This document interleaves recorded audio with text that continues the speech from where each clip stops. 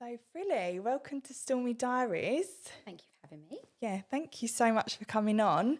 Um, so, we originally met because I come to you for pregnancy yoga. I also come to you for All hypnobirthing the things. and baby massage. You're also a doula. So, I know that hasn't always been your career. So, what was your career before and what made you get into this? Wow. So I originally trained I was training as a professional dancer. Yeah. And it was like living the dream. I'm going to make it. I'm going to be on the stage. It's going to be amazing. And then whilst I was training, I injured my knee really badly. So that ended in 5 knee operations and absolutely zero dancing career. So I threw all my toys out the pram and ran away to Australia and lived there for a year whilst I was just getting drunk, to be honest. Yeah. I'm not going to pretend I was finding myself. But I started doing yoga there and had a really great yoga instructor. And I hadn't done any yoga at this point.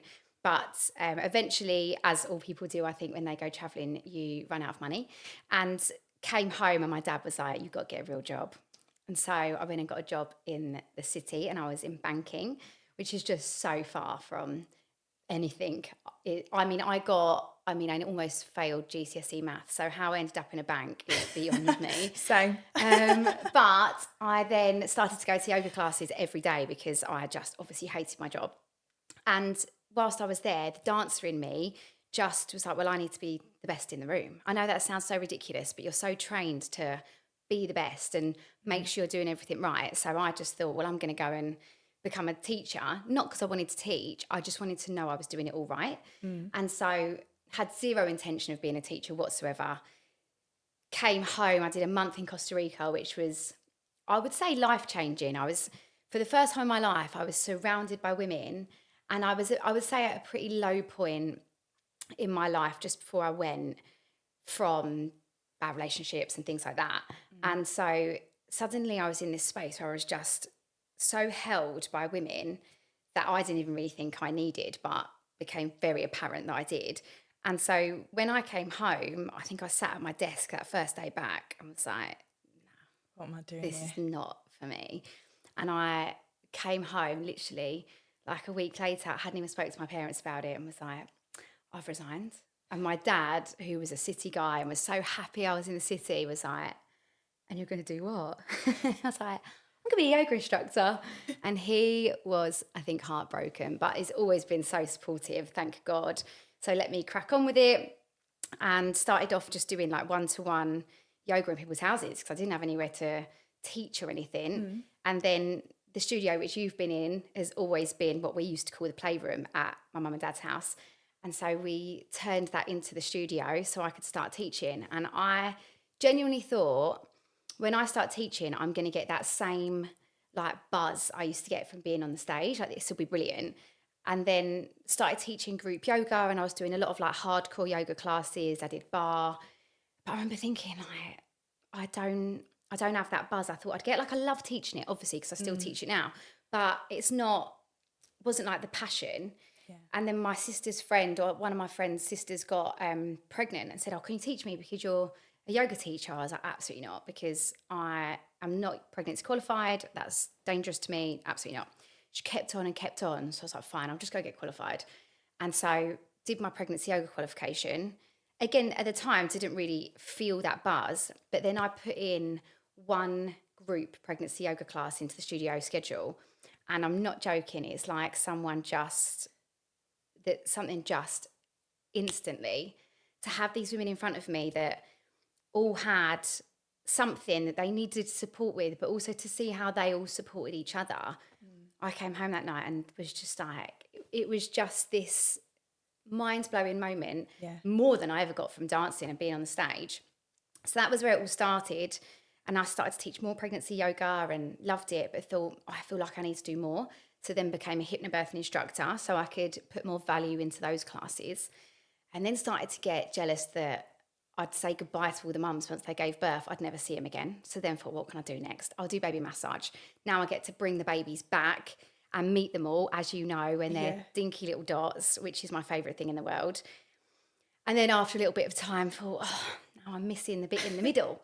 So I need that last jigsaw piece, and that's when I trained to be a doula. And for some of my clients, have had the most gorgeous journey of supporting them all through their pregnancy and pregnancy yoga, doing hypnobirthing, meeting their partners, and then being there when the baby comes out, which is probably the most euphoric, magic thing in the world. Not only to be there when a baby is born, which is such an honour, but to be in such a personal space with your clients, to be so trusted and get to go. I normally, if I've been at the birth, will then go back to their house while they're in hospital if they've not had a home birth, and sort of I tidy up the house. I make sure it's all fresh, so when they come in, they can just settle into being parents. And then I get to go back around just a few days later and we debrief everything. And so that was like the final puzzle piece that meant that the journey just doesn't stop. I mean, as you know, I kind of grab hold of my clients at about 14 weeks and I never let them go. And then if I'm lucky, they come back for more babies. So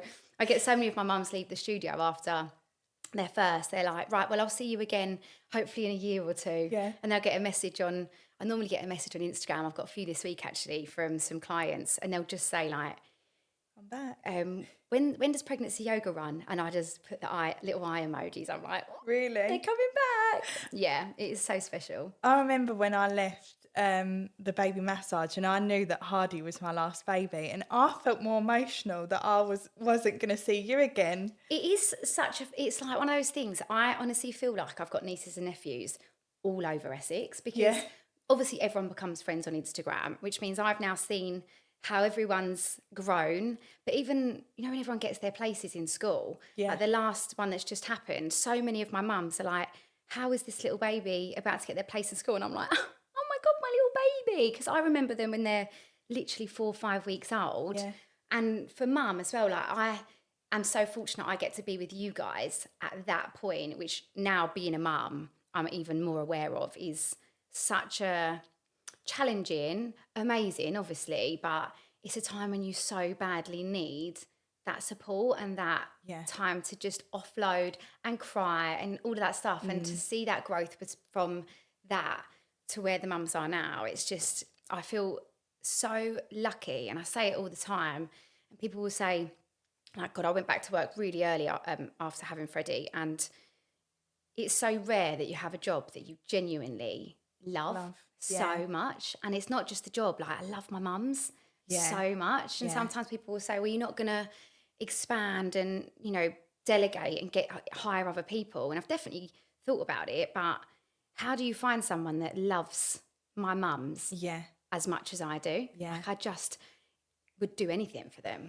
I've been on the phone to people at 2 a.m, 10 at night, and they're not my doula clients, but I mean, as you know, I doula everyone from afar, and if I can't be in the birth, I'm WhatsApp support for everyone, and I'm just there on the phone for like literally anything, and I absolutely love it. Yeah. It's the best. I do think, so obviously I come to you for baby massage. I've had a lot of friends that have had babies, but I do think there's so many benefits of coming to that baby massage because you're with mums that are at basically the same point that you are. Because even though like some of my friends have got babies, say if they're even a year older, you're not at that point where we're still not basically sleeping through. Well, you're not. So tired. But you're at that point of like where they're probably trying food for the same time and things like that. And you do get in that little group with them that I still speak to one of the mums from the baby massage that I had with Indy. And it's so nice to make them friends. And I do think that does really benefit the mums, don't you think? I cannot, like, it's ridiculous, and it's everything I'm about to say sounds so silly given what my job is, but I always used to push that narrative, obviously, before having a baby, and I don't know why, after having Freddie, I didn't go to any mum and baby groups myself. I went back to work really early, so I think at like 14 weeks I was back in the studio because it's not silly, but I did pregnancy yoga up to the end, so I knew the mums which were going to need baby massage at that point. And I felt so territorial over them. That was me. That I was, it was me. It was me. I didn't want them to go anywhere else. Like, how dare someone else get my mums? So I went back to work really early, which meant I then had that moment of going, well, I'm already back at work there, so I don't want to put all these clubs in either side and not have time to just be a mum, which is so silly. But now one of my biggest regrets is not doing a class where I could go and make a group of mums, because I have so many amazing clients. And I think that's where in my head I was like, I've got loads of mum friends. But as you say, if they've not got babies the same age as yours, and I've got best friends that have got children, but again, none of them are the exact same age. And so then I found myself on this journey feeling weirdly alone, even though I've got so many mums at my fingertips. And I have definitely reached out to certain mums, and I've got mums that were my clients as well, but I really struggle with the line between client and friend, like that feeling of that I've got to keep a level of professionalism. And being in my job, it's never my space to offload and also influence. Like as a doula, it's really important that we allow you to make your decisions, and we just meet you where you are. And I mean, obviously, like you have to make your own decisions with birth, because that's so important because of outcomes. So I really struggled with ever allowing my own opinion of being a mum to ever go in case that then influenced in a wrong way, because that's not my job. And so it's actually now I think that it feels the hardest, because as you know, like if they're not sleeping yet, you want a mum that understands that at this point, at 17 months, they're not sleeping through. But also it's, what was the other thing I was just thinking? I can't remember what it is, but it's just something that I'm finding really hard at the moment. What is it? But to not have someone that you can bounce off. Oh, breastfeeding, that was it. Yeah. I'm breastfeeding Fred still and starting to wind down now. But actually finding someone that completely understands what it's like to breastfeed a 17-month-old baby. Yeah. When there is so much outside noise around, people saying, well, when are you going to stop that? Or are you still doing that? And I feel really happy and confident. I know the benefits of doing it, but it's so hard to then articulate it. I feel more self-conscious feeding him now than I ever done. Really? At 3 weeks old, I think I was in the cafe at Marks and Spencer's, and he started crying. And obviously there was that moment of, okay, I've got to whip a boob out here and I'm in public. But I think, well, I'm feeding him. He's my baby. I'm allowed to do that. But it's still nerve-wracking. Yeah. But now I would never feed Freddie in public ever. I mean, I don't anyway, because he only feeds sort of in the morning and at night. So I don't need to. But to not have mums that completely understand this part of the journey, that feels so difficult. And it's ridiculous that me doing what I do for the reason that I do it, I didn't do it for myself. Yeah. Best believe next baby, I am going to be at all the clubs, all the things. I don't know why. I just felt like because, and this is really what I felt through pregnancy. It felt so like, because I empower people and I look after people and I support people, through pregnancy, I felt a really overriding sensation and sadness but who's doing it for me? Do you know what I mean? I know that sounds really like, poor me. I don't mean that. But even going to pregnancy yoga, like I really struggled to find a class where I could fully be the pregnant person. Not because of the teacher's fault, but because I'd be sat in a class and I couldn't help but chat and be like, oh, I know a really great physio that will help with that, or, why don't you try this? Not to tread on the teacher's toes, because it obviously wasn't like openly to everyone. Yeah. But I can't seem to let that part go and to just be the mum. Yeah. Oh, I just want to be the mum. So I'm really glad to be here, because now I get to just be the mum. Just be the mum. Yeah. So the course is like a 6-week course, isn't it? And it's baby massage, and then it's a little tea at the end, and we all go for afternoon tea, don't we? Which is really cute. Yeah, it's all the tea and biscuits. Yes. That's what we need. That's what mums need. And do you know what? I sound like such a snob, but I think the other reason I didn't go to more mum and baby classes is because I just wanted the tea and biscuits at the end. Because I want to sit with mums, have a tea and a biscuit. And as you know, when we sit and do that, no topic is off limits, is it? Like mums that are exhausted and sleep deprived and hungry, hurting, we feel like our backs are broken. And to be able to just sit and moan sometimes in a safe space where we all feel the same. And I think maybe the snob in me, the class snob, was like, well, I want the tea and biscuits, so that's why I'm not going. But that's why I do it with my mums, because I think sometimes people might look at the course and think, oh, I don't need the tea and biscuits. Like, I'll run after the class sort of thing. Mm. But if you leave, when do you make your friends? Because you turn up, Yeah. you do a class, you go, which is obviously, I understand for a lot of classes and clubs, you got to pay rent. You know what I mean? You can't be just adding random tea and biscuit time in, because everything costs money. And certainly in this day and age, it seems to just be getting worse. But I'm so fortunate where my studio is that I can just sit and we get to have the tea and biscuits. And as you said, having friends at that point is so vital. But to actually keep those friends outside of Yeah. that course is Yeah. much harder to achieve Yeah. if you aren't actually sitting and spending that time. Yeah. And I've got some groups of mums that are now on like their third round of babies. There's honestly so many babies in this baby massage group that I'm thinking of. They've all been to each other's weddings. Really? And honestly, when I see pictures on Instagram of like a group of my mums and they've gone for a girls' night and they're all a bit drunk, I'm like, You did my that. work here is done. Yeah. Yeah. I love it. I absolutely live for it. So I tell you, next baby, but it's ridiculous. I actually went to mum and baby class the other day because I'm operation go to baby classes, and I'm sat there literally like, Are you? I'm petrified. I'm absolutely petrified. Why is What's wrong with that? me? I don't know. Put me in the studio and I'm like, hi guys, welcome to the space. Make sure we all make friends. And I step into these classes and I just go, and I don't talk to anyone. I'm so I'm shocked. terrified. It's that, I think it's a case of, and I don't know if you felt this, but postpartum, that, I don't know, like lack of new identity. Like I constantly worry so much more. And I think it's all the hormones, isn't it? Of just like, hormones are do a they lot. like me? Should I have said that? Like, I just worry about everything. Do you? I mean, well, like, I've no, got I'm two crazy. I've got 2 children to run after, so I don't have time to No think. time to worry. That's the thing. I don't actually go to baby classes with Hardy because I can't. Fit it in. Well, not even just that. I can't deal with him while I've got a toddler running about.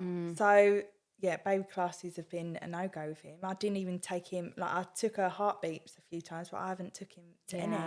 Poor little sod. It's It'd the be second fine. child. It'd be fine. I know these second children. You can always tell when I've got a second time mum because I'll be like, "How many weeks pregnant are you?" And they're This like, is it. Second trimester somewhere. Or Yeah. I'm like, "Have you got the bag packed at 39 weeks?" They're like, "No." Second child syndrome always. That's exactly. Oh God, that'd be me. Though I didn't have my bag packed at 42 weeks because Really? I was planning not to need a bag. Terrible hypnobirthing instructor and Yeah. doula, but I very much had to go in, and I found myself going, shit, I need to try and pack things that are calm, clothes. Like it was, not the organised girly. So I kind of had that second child syndrome despite being first baby and teach it for a living. it. Never mind. Never mind. I mean, you knew, well, you basically know the ins and outs of everything. So maybe that's why you felt a bit more relaxed. Yeah, hopefully that's it. So with hypnobirthing, obviously I come to you for hypnobirthing. That's a course. It was like a 4-week course, wasn't it? Yeah, so the format's changed a bit now just because after having Fred, I just couldn't commit to evenings, obviously. And so I thought, how can I mix this into like a weekend?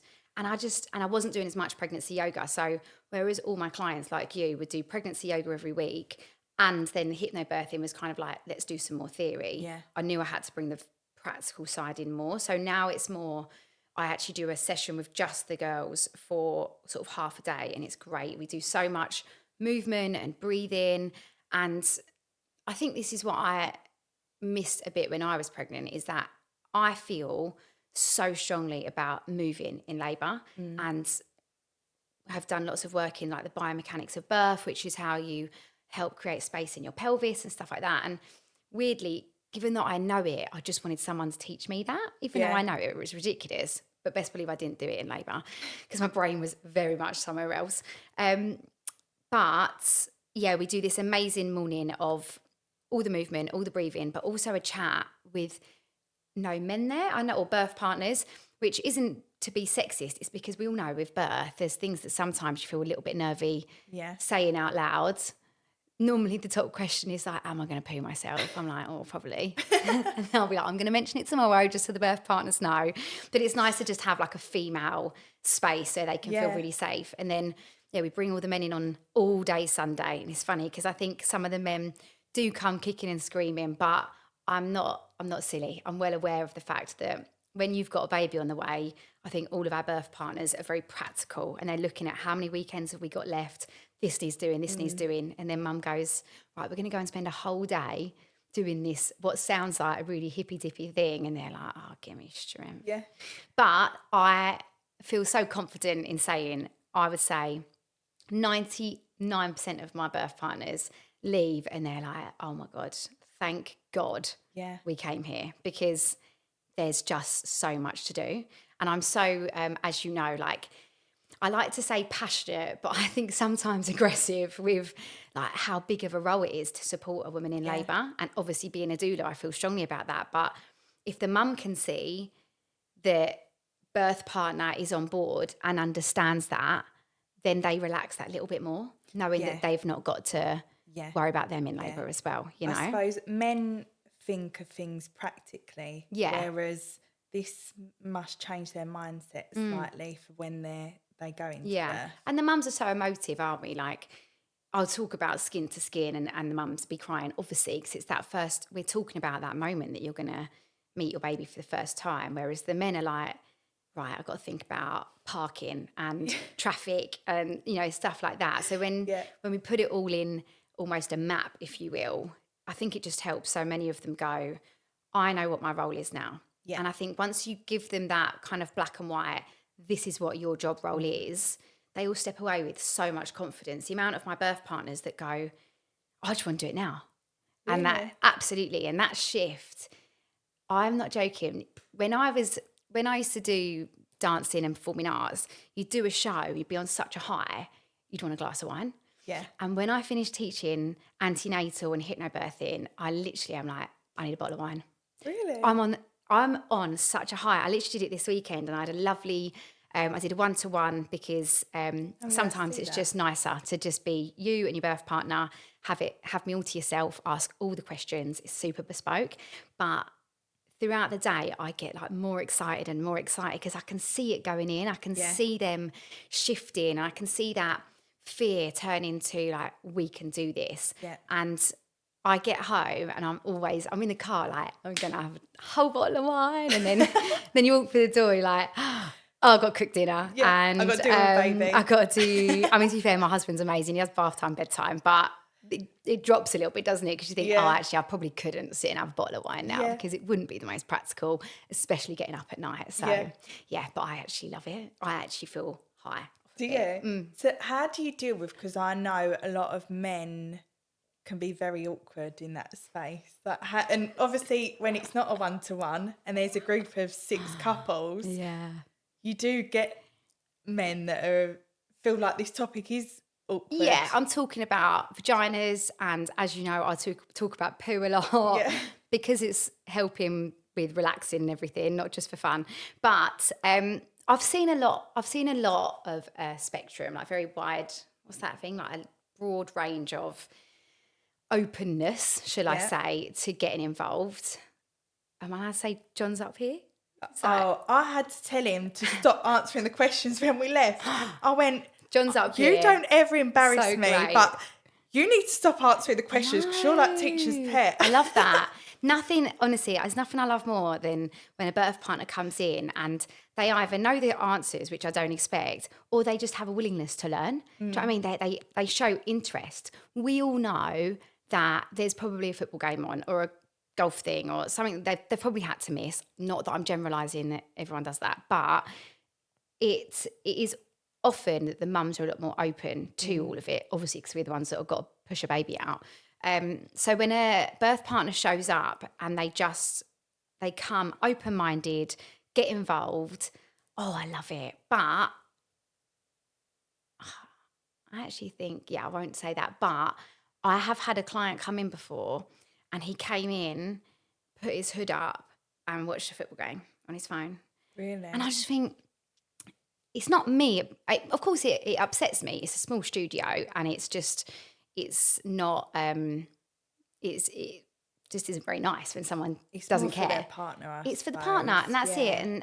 And it's about supporting her Yeah. whether you believe that this is important or not, as we know, like giving birth is so huge. It's Yeah. such a physical, mental, emotional thing. And I also think, especially if this is your first, this is the first step of you coming into parenthood together as a team, you know? And that's why, honestly, Johnny's always like my gold standard Really? of Do you like, know this is what what I want though? from them. Saying this, he was like that when we was obviously on the course, but when it actually come to birth, right, John is like, I can't praise John enough. I'm like the biggest, like, love him.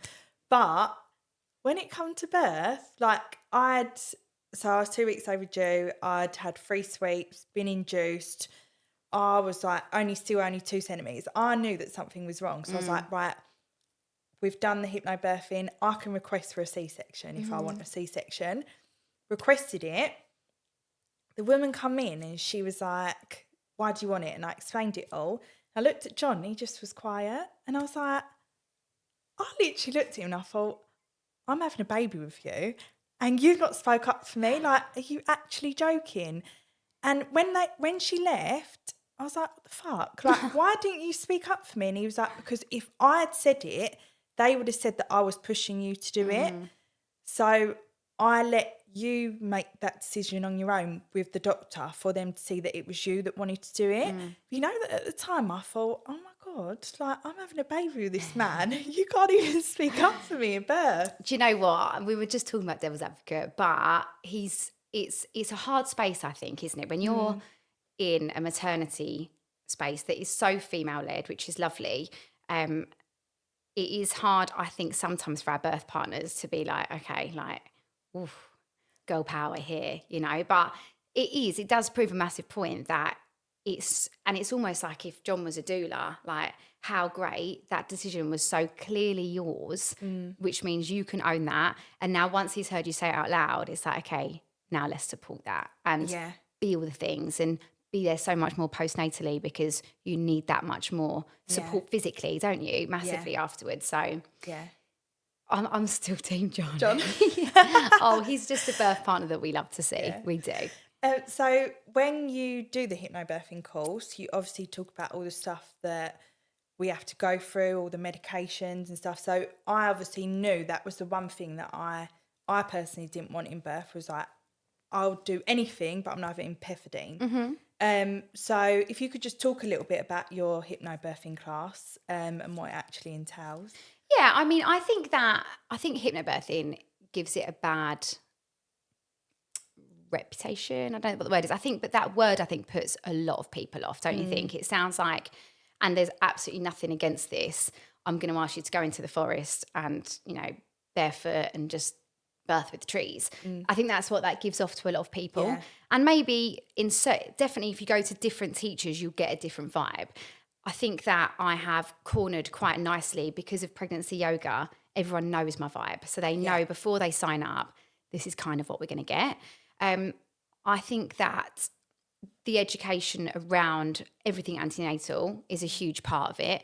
And I make people go into the nitty gritty exactly the reason that came up for you. Let's talk about induction. Let's talk about C-section because of course we've got our lovely plan from A to B where we have no bumps in the road and nothing is challenging, but it's a little bit unrealistic. And also I think if we don't prepare or manage our expectations, then birth trauma can be even more because you're on the other side going, what the fuck was that?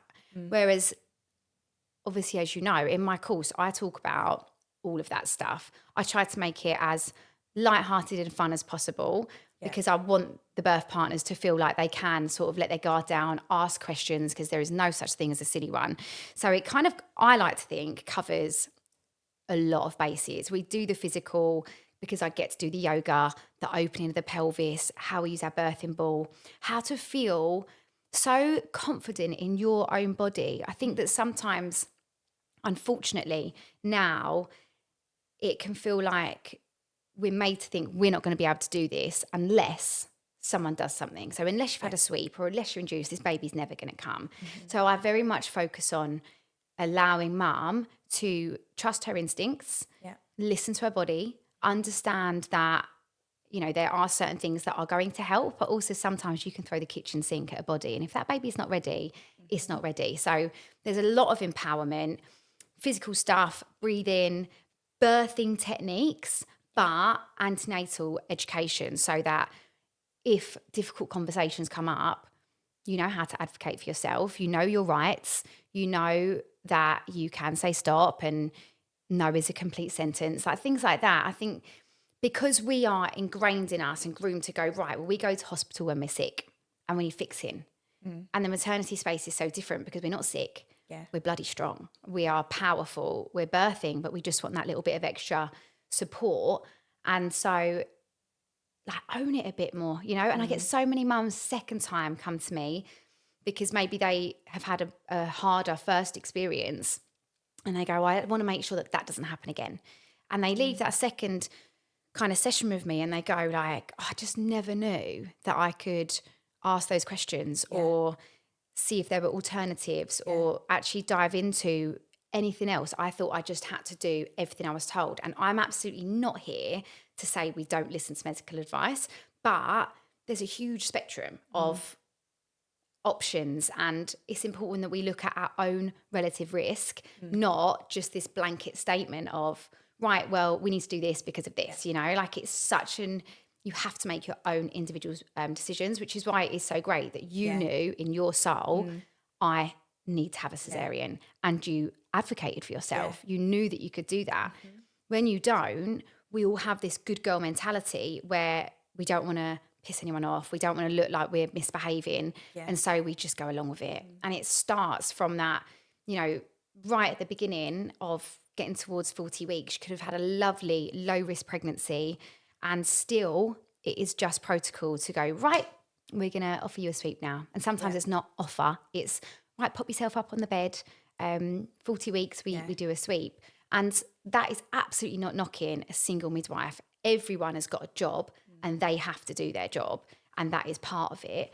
But just to be able to let mum know, you can absolutely have that. And there are definitely circumstances where that might feel necessary for you, but also to go, I'm not sure if I feel comfortable with that. Let's look at the benefits and the risks and actually work out, is that what feels right for me right now, you know? And that's just obviously one example, but just to let women know, this is your body, your baby. Let's look at the benefits and the risks and make sure it feels safe for you.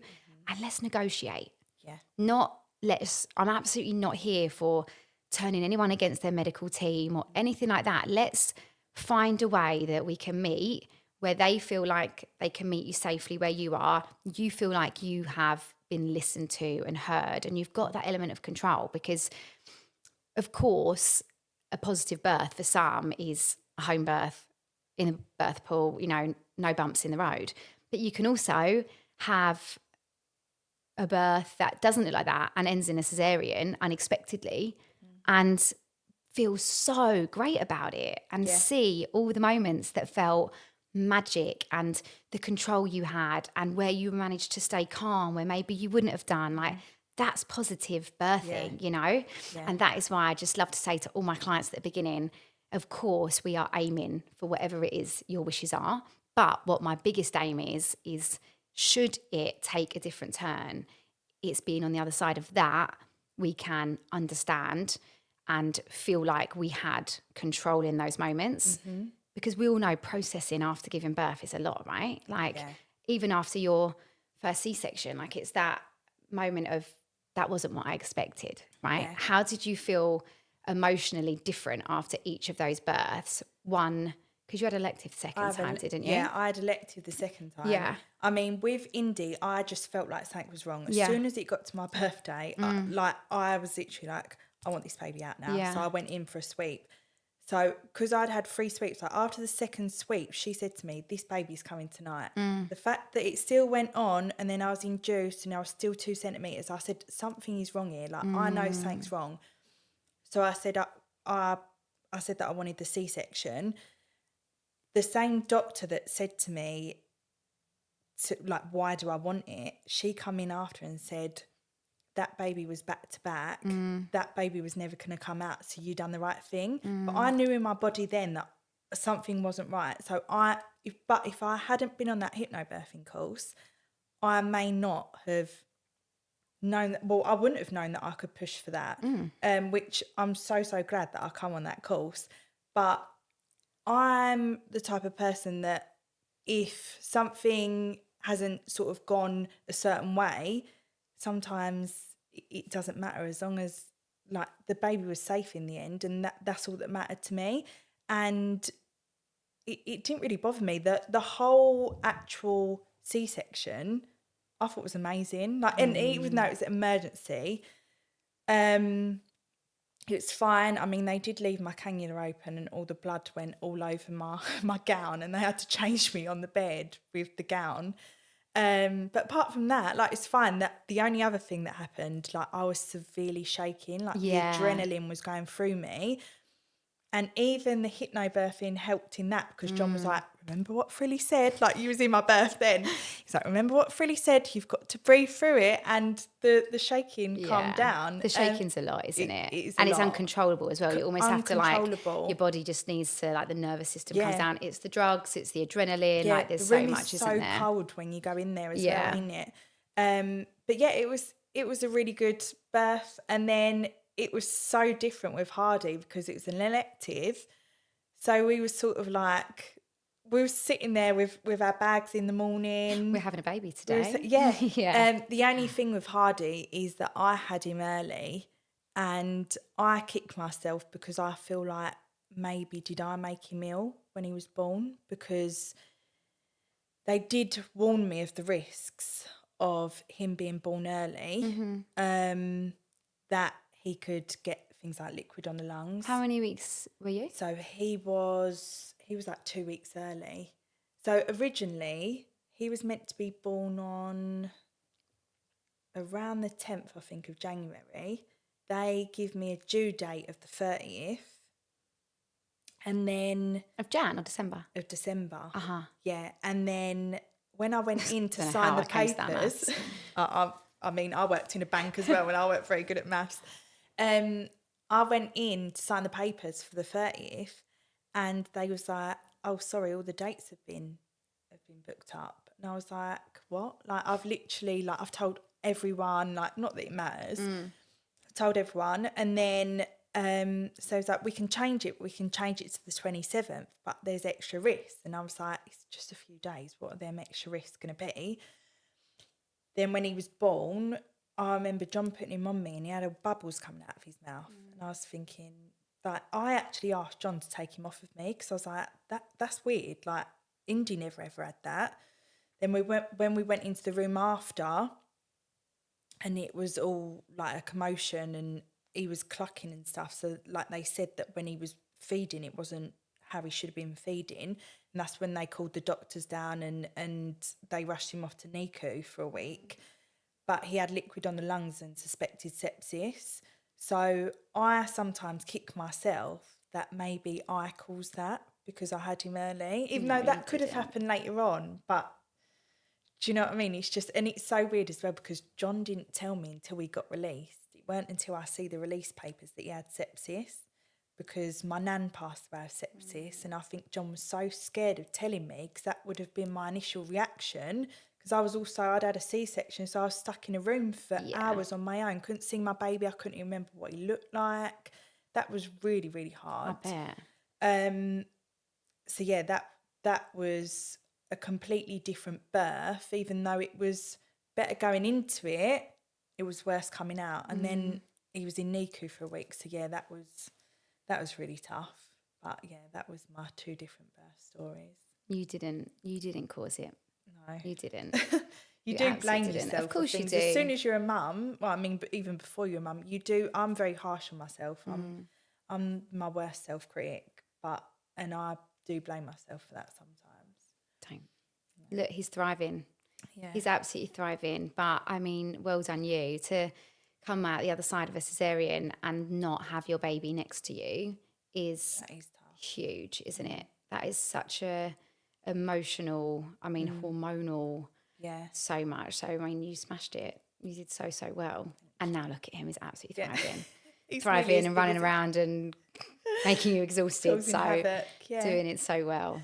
So how was your birth? Because I love birth chat. Yeah. Oh, do you know what? I actually love, as you know, I could literally listen to birth stories. I was about to say for a living, which I do. Yeah. But I haven't really spoke to a lot of people about my birth because, first of all, because of what I do, I've always really, it's not about my story, right? And it's so important that I don't influence the decisions that someone else might make around their births, because you all need to take our own individual circumstances in. So in the studio, I will never kind of go into it. And so many of my mums, when they're pregnant, will go, well, what did you do? Like, did you do this? And I think in the run up to Freddie arriving, he was due 25th of November. So I made my husband, we got the decorations, Christmas decks out at the 1st of November, because I was like, if he comes early, I want the Christmas tree up, having a home birth. And I had Christmas tree, birth pool. I was going to have my wedding video on. Like, I had my tripod set up in the corner. Like, honestly, I was fully wanted to see my whole birth. I even had like printed out the instructions of how Sam was going to take my part of my placenta and put it in a smoothie for me to have like immediately after Freddie was born. Yeah. I was so, this is the plan. And bless Sam, he was like, that's what we're doing. And he was like, give me the instructions, I'll sort it out. And he was going to like, do this whole stuff by placenta. It's a lot of pressure. Did he feel that pressure? Oh, he was like, I can do this. Yeah. I'm going to be the best birth partner ever. And he really was. Like, every night, even just, it's funny because you think by doing pregnancy yoga a lot, as a pregnant person, it would be great, but my body just hurt so much and didn't want to stop it too late because of all my clients that were pregnant at the same time as me. But my back hurt so much in pregnancy, but he would literally every night massage my back, massage my feet, just... I can't wait to be pregnant again because it's just so nice. It doesn't happen with the second baby. Everyone says this, second time around it's not as good. So I'm just don't. like praying that I get that same treatment because, it was lovely. But back to my birth, definitely very overdue. So he actually arrived 42 weeks. And I'm really fortunate because Basildon Hospital at the time used to want to induce you 12 days post due date, which is now changed to a week. But it meant that I had not a lot of pressure. And I also was really fortunate. I had the same midwife the whole way through my pregnancy. So I had such a great relationship. She knew what my job was. So she felt quite confident that when I was making decisions around stuff, that I'd taken stuff into account and was making it. That being said, there is no denying that when you go past your due date, every day feels different. Should I be doing it? Is it the right thing? Are we safe? And I, deep dived into the research and where it sat every single day and what decisions I was going to make. But I'd said, like, if he's not here at like 41 plus something, I was like, right, if he's not here at 42 weeks, and I was having daily monitoring at this point, I was like, I'll make a decision on something. I don't know what that decision would be because I was just hoping I wouldn't get there. And when I tell you, I actually think I'm a witch. So I woke up the morning of 42 weeks at like 3 a.m, didn't need a wee, back didn't hurt. I'm like, why am I awake? I literally couldn't feel a thing. I thought, I've got to have this baby. I went and sat downstairs in the pitch black in my front room, put like birthy vibes in my ears, and I just sat and did really deep breathing, and I just visualized giving birth. Yeah. I'm not joking. I started to get contractions. I'm actually, why didn't I do this a week ago? And there was a few hours where they were super mild because I was trying to think, like, is this it? Are they coming back? Are they regular? So from like 3 o'clock till 6, they're just starting to get a bit more regular. Great. I went and had scrambled eggs and I filmed myself eating scrambled eggs, my massive bump, like, I'm having a baby. And then when I woke Sam up and was like, right, babe, get in the shower. Like, it's happening. We're having a home birth. And I was putting makeup on, as you do, for my home birth. And as I'm putting mascara on, I just felt this pop. And in my head, I was like, I just felt a pop. I just felt a pop. So I ran into the bathroom where Sam's in the shower. I was like, I'm really sorry, my water's about to come out. He's like, what? And literally, waters went everywhere and they were bright green. And I was just like, oh, mate, really? And there is a slightly increased risk of baby doing a poo inside of you if you go over. So I knew that it was a potential, and we'd had that chat. So and this is that moment where I suddenly was like, I haven't got a bag packed. I haven't even thought about what I'm going to wear in labour, because I was just going to be at home. Like, I didn't really care. And I had this massive. It's actually one of my really great friends. She had, when you have a massive pajama top. Yeah. But it was like a Playboy top, and I think it might even have a naked lady on it. Yeah. But she'd left it at mine years ago. It was now mine. And so I was like, what can I wear? What's massive?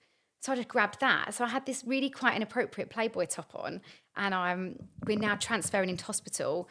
Luckily, I kind of grabbed my doula bag, so I had in there stuff that I'd normally take to birth anyway. And I'm in this pokey room on the labour ward because he's pooed inside of me. And I've got a roller blind that's just like bashing in the wind. And I'm looking around like, no, this is not. What you pictured. How has this happened? Where is my birth pool in front of my Christmas tree? Like, this is not the plan. But as you do, right, these are the cards I've been dealt. And they wanted to induce me immediately. But again, knowing, well, by this point, my contractions had ramped up so much. So I arrived at hospital by like 7. And already I'm having like 3 and 10 wild contractions. This is where I think my job was to my detriment, and having been in birth before doing it myself and having so many birth stories in my brain, having done it myself, I'm like, this baby's coming. Like, from the rhythm of my contractions, from the intensity of these contractions, this is going to be, I was like, I'm going to be one of those fast birthers, thank God.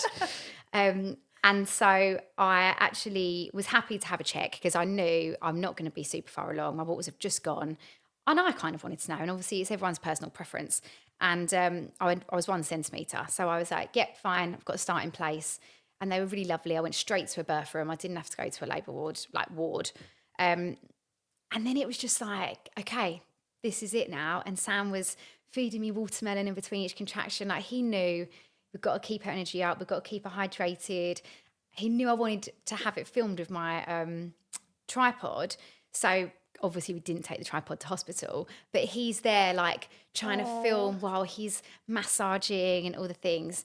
And obviously I watched that back. I was like, don't ever It looks better in my head. Don't ever show anyone. It's like the double chin, the hair on top of my head, the mooing, like, it's horrific. And they just were getting bigger and bigger and bigger. And so my midwives were like, yeah, this baby's coming. Like, this is great. And I agreed to have extra monitoring intermittently because of him pooing inside of me. And so, yeah, we're all like, this baby's coming. And I made the mistake. I just kept looking at the clock. I could not get out of my head. I was so doulaing myself, if you will, which is the opposite of what I needed to do. I needed to turn my brain off. Like, in hindsight, I can look at that birth and see all the things that I wasn't doing. But when you're in labour, Don't think that's not. Even when I had that check, I said, are they back to back? And they said no. So that just left my brain. But by sort of midday of still having the most wildest contractions, I had an infection. So that was a moment of like, right, do we get him out now? And I was just so determined, because the contractions were so big. I was just so determined, like, no, I can get him out. And I've supported clients who've had very similar situations and, had that vaginal delivery as well. So I was so determined, like, no, this is my moment. I'm going to feel that urge to push. Yeah. And then this went on until about 7:30 at night. And this whole time, all the doctors are like, let me check your cervix, blah, blah, blah. Obviously, everyone each to their own, but I just didn't want it. I knew my waters had gone. I knew the risk of infection. I already had an infection. So I was like, no more of that. Yeah. But my midwife said to me, like, I've got to change shift. So you don't have to check. But if you think you're going to want to check at some point soon, let it be me, because I did the last one. So there's more accuracy, which I do agree with. And so I agreed to it. And I hadn't dilated because he was back to back. Oh. And that was the moment that it all just came crumbling down for me. Like, it was hours, like literally over 12 hours of completely back-to-back contractions. But that is because he was back-to-back. And so that's what it does to the rhythm of your contractions. So again, when I can step out of that birth, I can look in and go, of course he's back to back. I couldn't bend over. I couldn't get on all fours. I couldn't sit down. Yeah. And I was up and moving the whole time, but I really was limited in what I could do. Yeah. And I don't know, I feel like there'll be a lot of girls watching this, so it's fine. My bumhole, he was obviously back to back. Like, it was so painful. But obviously when you haven't, even though I've watched birth and been in birth, Yeah. like, you're still thinking, well, I know that before a baby comes out, you have pressure in your bum. You can't stop doing a poo. So I'm like, this baby's coming. Hallelujah. I've got all the things. And so when they said, like, he is so lodged back to back, I just knew at that point, like, he's done a poo inside of me a long time ago. I'm already at a higher risk. I don't want it to turn into an emergency C-section, because that can come with so much fear, so much trauma.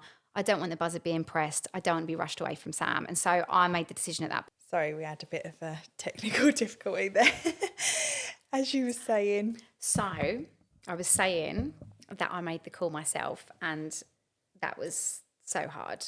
It just all comes crumbling down, doesn't it? Of like, I'm so aware, obviously, that births take turns, and sometimes for safety reasons, we are so lucky that we have the emergency care that we have in England.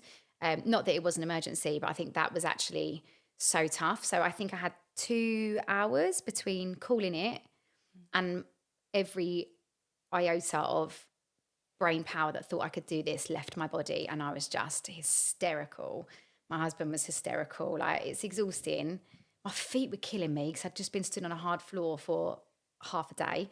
And but then I had 2 hours between knowing that I wasn't going to get to push him out and actually walk into theatre. And I'm so grateful I got to walk to theatre, and that's empowering itself, not to be rushed there. So I'm so grateful.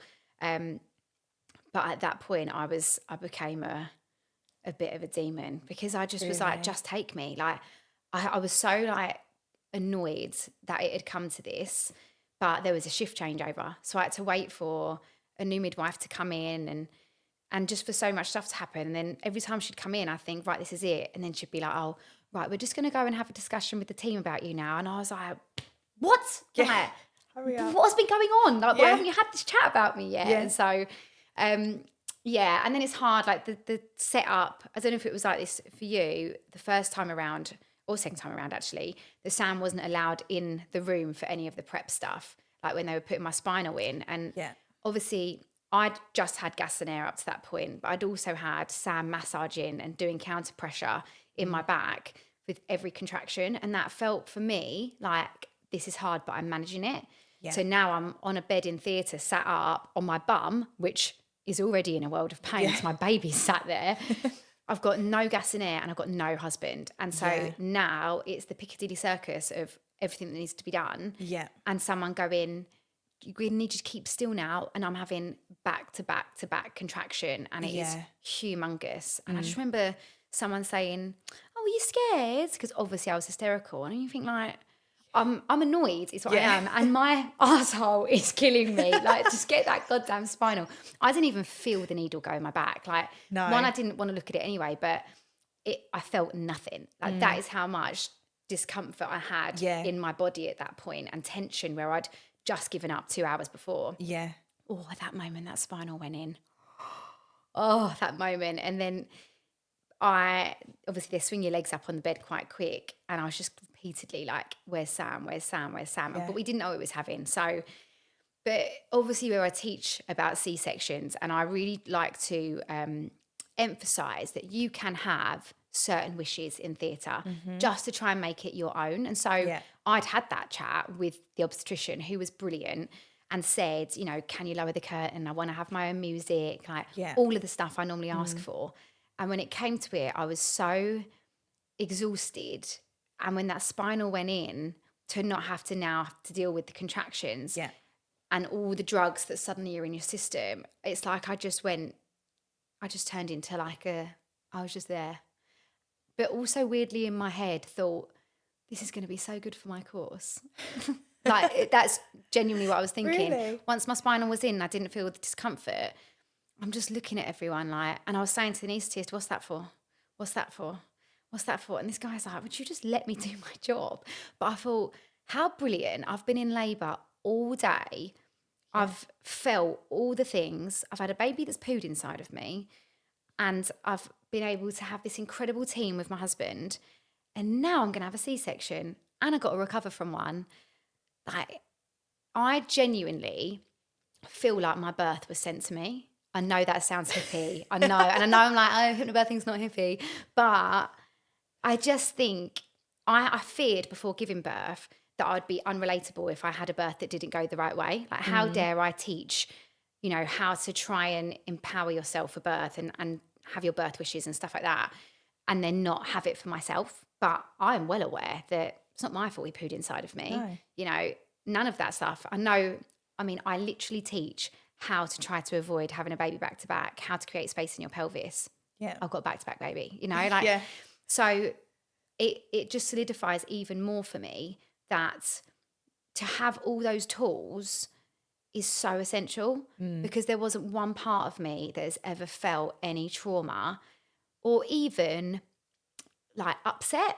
Am I frustrated I didn't get home birth in front of my wedding video and my birth pool? Of course I am. Like, Yeah. I absolutely want to feel that urge to push my baby out. But do I understand why every single element happened? Yeah. Was I the one that was in the control of the decision? Yeah. Like, I'm so fortunate that I had a great obstetric team who, I'm very fortunate I had a straightforward C-section, albeit apparently my uterus was just apparently full of baby poo. But like, it was just the way it worked out for me on that day. And I think I don't know if it was me protecting myself in that first 24 hours after it happened, but I remember my mum and my dad were sat at my hospital bed because we'd been up all night. He was born at just after 9 p.m. So then you go to recovery and then you go to postnatal ward, and you're obviously not sleeping because you've got this tiny baby. And I couldn't get out of bed. So Sam's doing every nappy. Yeah. And actually, it's such a gorgeous memory that he got to just be right there with the baby. Yeah. And I actually managed to get a tiny bit of sleep because you're exhausted. But I wouldn't change that, like that immediate time, even though you've just had an operation. I was requesting Oromorph like it was going out of fashion. They kept saying, well, it can be addictive and you're not going to have it at home. I was like, well, I'm not at home. Yeah. So Give it to me now. I remember at one point, because where I had an infection, I had to stay in for longer because of my infection markers. And so it got to the point where I was like shuffling to the midwife station and being like, I'm due my Oromorph now. And they were like, oh, right, yeah, okay, we're coming. And I just thought, while I'm here, I am not going to be a martyr. Like, Yeah. I remember when my spinal block was wearing off and it was just that sudden, I was having uterine contractions where he was feeding and, the pain, it was so much. Did you get that? I don't think that I didn't I think I've got a higher pain threshold because with both of them, I seemed to be all right. But I've had a lot of operations, so maybe that's got something to do with it. Who knows?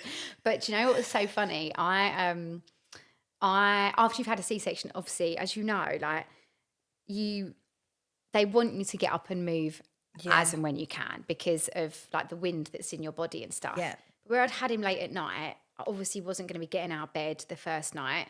And my catheter was still in, which I loved because you don't have to get up and go for a wee. Like at one point, a midwife came around and was like, do you want me to take that out? I was like, no, I'm good. I just kept saying to Sam, like, check my bag.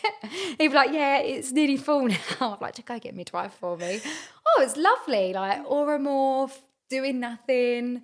There's an M&S at the hospital, so I'd be like, go and get us some Victoria sponge cake. Like, it's just, and you've got a baby. Yeah. I've got this teeny tiny baby, and I loved that moment where he was born late at night. There was less staff overnight, but it gave me the opportunity to kind of discover feeding and not have loads of people kind of in and out and stuff. And so that first night, I got to just let him latch and explore what that was going to be like. Yeah. And I cannot wait to do that again. But the doctor came round, I remember, like the next day, he's like, have you got up yet? I was like, nah, I can't.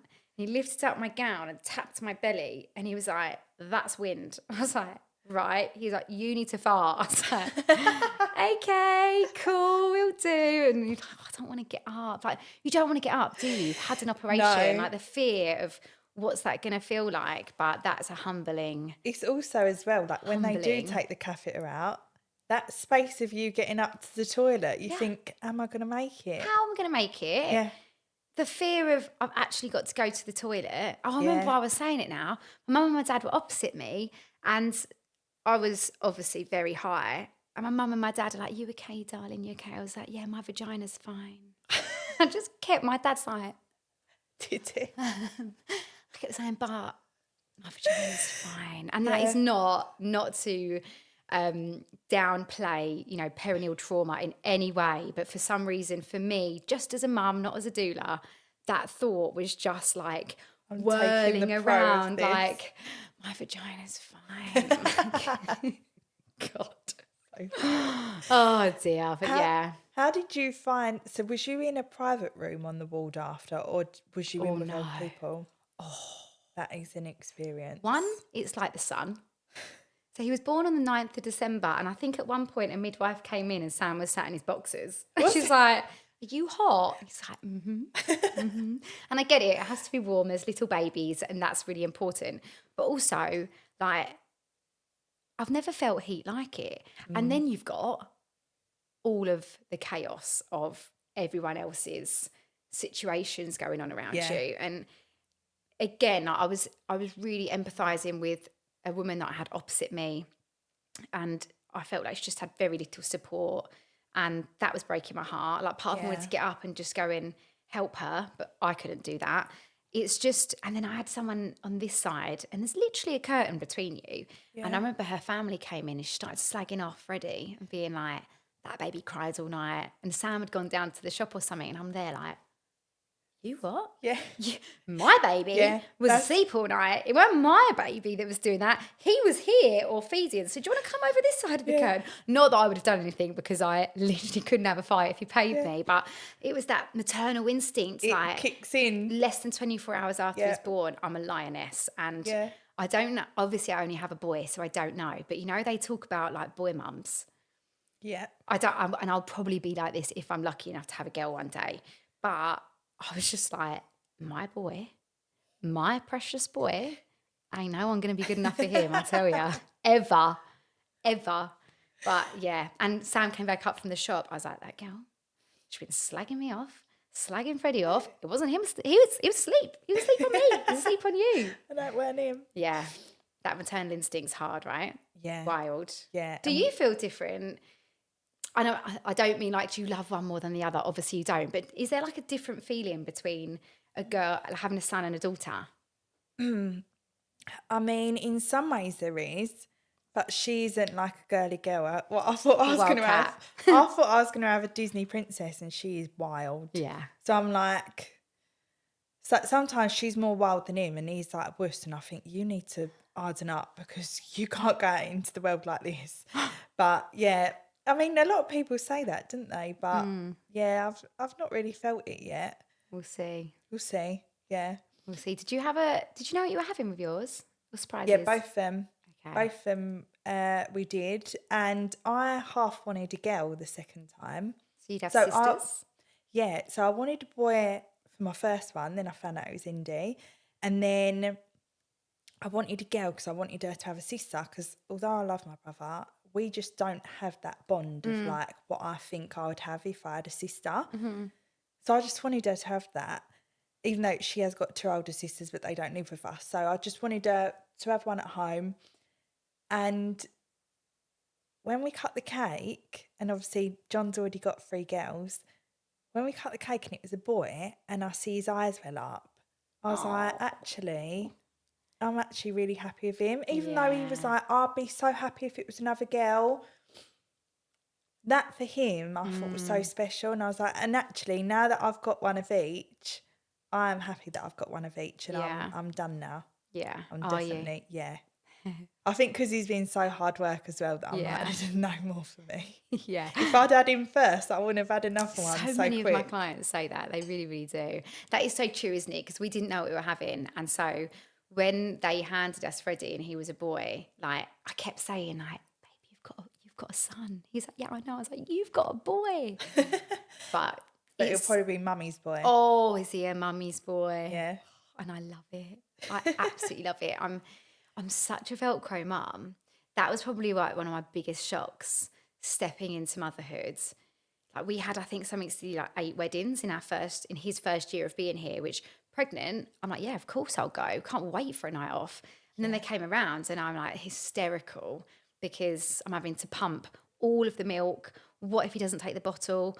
I even was like, what if he cries and I'm not there? And they're like, he's going to cry. I'm like, but then what if he thinks I'm not coming back? Like the emotions that came with that, they're just wild, aren't they? That's been my biggest shock in Would you motherhood. have found it easier if you wasn't pumping and breastfeeding? Who knows? I think I put a lot of pressure on myself. I know I did. Like, I think as a lot of us do, we all have these preconceptions of what we're going to be like as a mum. And I think being in the birth space, being in the doula space, and it being my job to know a lot of the research about lots of things, that definitely, what's the word? I want to say inspired, but that's not the word. That is the reason that I had certain thought processes without actually taking into consideration, like, just be a mum the way you want to be a mum, you know? And so I definitely, the first time I had to leave him was at 9 months, but for a wedding in Italy for 3 days. And that is so much milk. I was already back at work. So I was already pumping for him to have 2 days worth of milk every week. Yeah. I'd work at the weekend sometimes to do hypno. So that was already taking like all the surplus milk. But now I've got to try and create surplus milk for 3 whole days and nights because obviously he feeds overnight at this point. a lot. And that pressure that I put on myself was out of this world. Day one in Italy, it was with all my old school friends. So it was absolutely amazing. But day one, I cried all the way to the airport. And it was funny because just the way it worked out, 2 of our school friends got married on the same weekend. So Sam was in France, I'm in Italy. So now the first time I've ever left him, we're not even together. So it's not even that moment of let's have a nice weekend together and come back together. Yeah. It's like I've not got my safe person and I don't have my baby. Yeah. That feels That's a so lot. hard. Yeah. And I was driving on like the M25 or whatever road goes to the airport in pouring rain, in the dark. I've got like sad country music on and I'm just hysterical. And I remember Sam called me at the airport and he's like, you up to Weatherspoons? I was like, I'm at the Fortnum and Masons bar because I thought actually I needed champagne to celebrate the fact I'm being really brave. He was like, yeah, okay, babe, sure. You tell yourself whatever you need to. And then like day one was just like not impossible. It was so exciting, but that fear of what if he doesn't sleep through the night? What if he's not okay? What if he misses me? What if he thinks I've left him behind? Day 3, I'm like, wow, pool party! I'm not coming Like, home. literally, I could not believe the shift in like, just enjoy yourself, just have a good time because you're here now. You can't get a flight home. Don't be ridiculous. And just had like the most amazing time ever. And it was it massively pushed me into the deep end of leaving him. But all the rest of the weddings were like a night away. So then I was able to be like, no, come on, I can do one night away. Yeah. He'll be okay. Yeah. So, yeah. I also think that time that they have with whoever else, say it's their grandparents, is such a special time that they get to bond with them. And I mean, I'm probably the worst mum to talk to because if I need a night out, I'm like, I'm going on a night out because it will actually make me a better person in the long run. But I do actually see a change in them as well because then they're around a different social environment and they learn, like when they go to my mum and dad's there with my nieces and nephews and they absolutely love it and my mum and dad love them. I mean, I went back to work when Indy was 5 months old. So my mum had her 5 days a week. So maybe that's why I'm not as, I wouldn't say attached, but like I can leave her, but I'm finding it harder as she's getting older because she's more understanding. You know, like before I can drop at the door, I can walk away. she wouldn't understand. Whereas now she's like, mummy, mummy. And I'm like, now I feel more guilt. Oh God, yeah. No, I'm the same. My mum had Freddie initially, and obviously the studio's at my mum and dad's house. So every time I made tea and coffees for clients, I'd be like, "Is he all right? Is he all right?" Mum's like, "Just leave me, I'm fine." And she was a childminder when I was growing up with little babies, so she's like a baby expert. And we're so fortunate. We've got both sets of grandparents. He absolutely adores them. That definitely makes it easier. And I'm well aware of how lucky we are to have that village. Like how people do it without the village Yeah, I is don't know. beyond me. And that kind of brings it back to why I'm so forceful is the wrong word, but passionate about making my baby massage mums, like, talk in the group chat, reach out. You know, you can only do so much for a group, and I'll have some groups that will, this has gone on for a tangent, hasn't it? But some groups will just gel, but they're the ones go in, so I don't want to go for a walk today, and I want to go for a coffee today. Yeah. And they then turn into this little mini village for each other. So whilst you might not have childcare right now, because maybe you aren't lucky enough to have grandparents around and stuff, just to have that support in a form of village is so important, isn't it? So important. I take my hat off to anyone and everyone that is doing it a lot more solo, whatever that capacity might be, because it's hard, isn't it? It is hard. And I think definitely at Freddie and Hardy's age as well, it's once they're awake, it's just non-stop, isn't it? Like, they need entertaining, and it's, which I'm not begrudging at all. I've had a baby for a reason, but it is exhausting. It is. Like, don't get me wrong, now I'm much better at leaving Freddie somewhere. And so even that moment when I dropped him off this morning and I get in the car, I'm like, Even driving. it's just me in the car. Yeah. It's just me. I haven't got that blooming kids music just on repeat, because it's the thing that will keep him happy in the car. Yeah. Sometimes I'll find him driving to, like, I don't know, a nail appointment or whatever, and you've got it on, but no, not them. And you're like, what was that on for? Yeah. I was like literally singing at the top of my voice, like Natasha Bedingfield, because I'm cool, on the way here, just like, oh Yeah. it's me, weird. It's just me, isn't it? It's just like a shift in you, even though you don't, not that you speed in like without them in the car, but it's just, you feel like you can drive without. It's the looking in the mirror, isn't it? Yeah. Just constantly. I mean, it can't be safe, the amount that that I'm definitely looking in the mirror and make sure he's okay and everything like that. Passing things back, that becomes a skill. Yeah. I'm not sure I've got that yet, to be fair.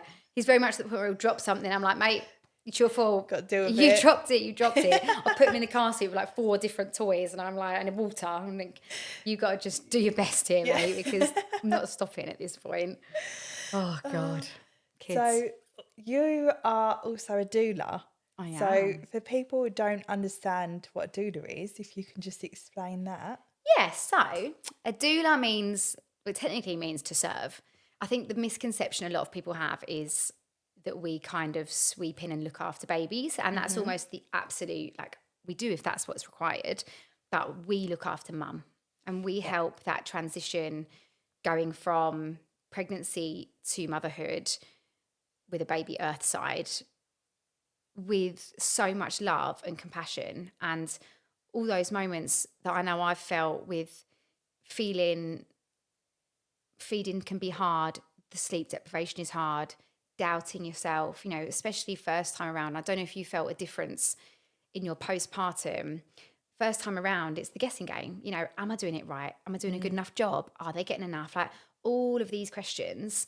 And so, but also, you know, we might need to stick a wash on. You might be the kind of mum that looks around your house, and if it feels messy or unkept, now you are internally struggling even more on top of everything else. Or, you know, you don't have time to eat, because it's so funny, isn't it? Before having a baby, I think you can so look and be like, of course I've got time to eat.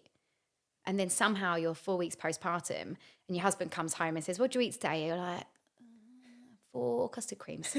That is all I've eaten. And so as a doula, there's kind of 2 separate elements. One is birth doulaing, and that is where we will be with you. We will either be first birth partner if mum hasn't got a partner, or second birth partner if you have got a partner. And initially we will meet a lot at home and do antenatal prep, and that's really a chance for me to learn where I fit into this little trio, because my job is not to tread on dad's toes or take his role away from him, especially as this is going to be the most magic moment for you guys as a relationship. So yes, I am here to support, but also know where to disappear into the background as well.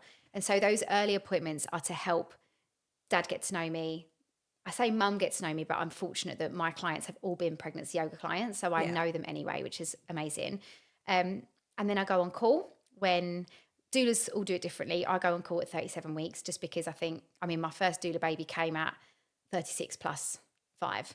Really? So thankfully I was already planning to go on call at 37, and I'd actually been at a different work Christmas party the night before, and something just told me in my head, I was like, don't get drunk. Yeah. Don't get drunk. And pre-babies, that's a good achievement. Yeah.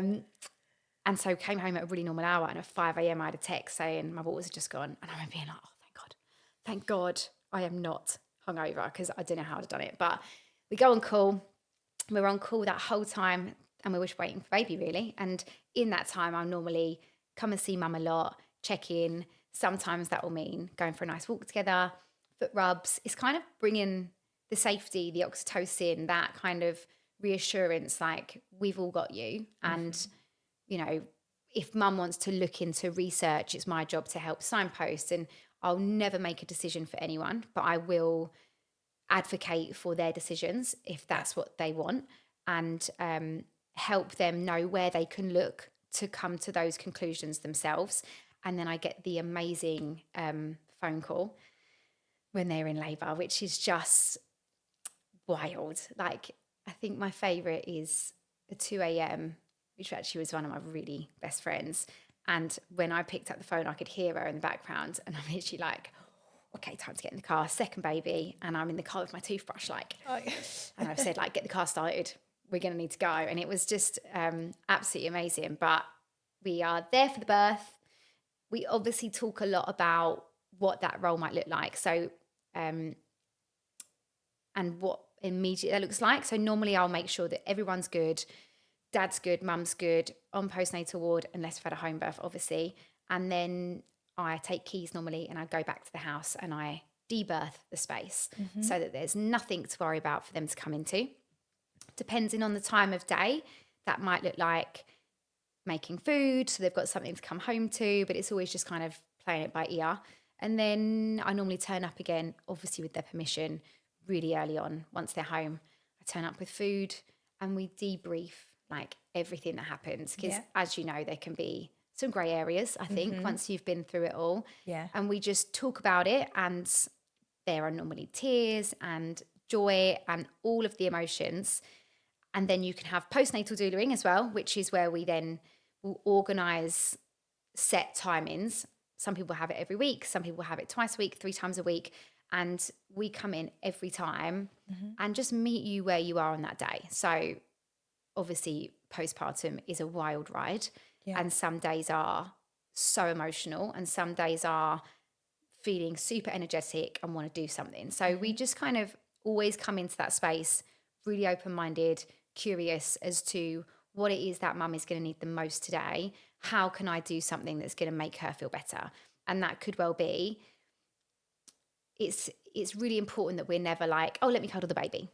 We all know as new mums, we want to cuddle the baby. That's my job. I'm the mum. So it's so frustrating when someone's like, oh, can I have a cuddle? And I'm not taking away from people that deserve cuddles, whatever. But it's, I want to come in and look at you as mum and go, how do I help you feel like the mum you want to be? Yeah. And some mums need sleep.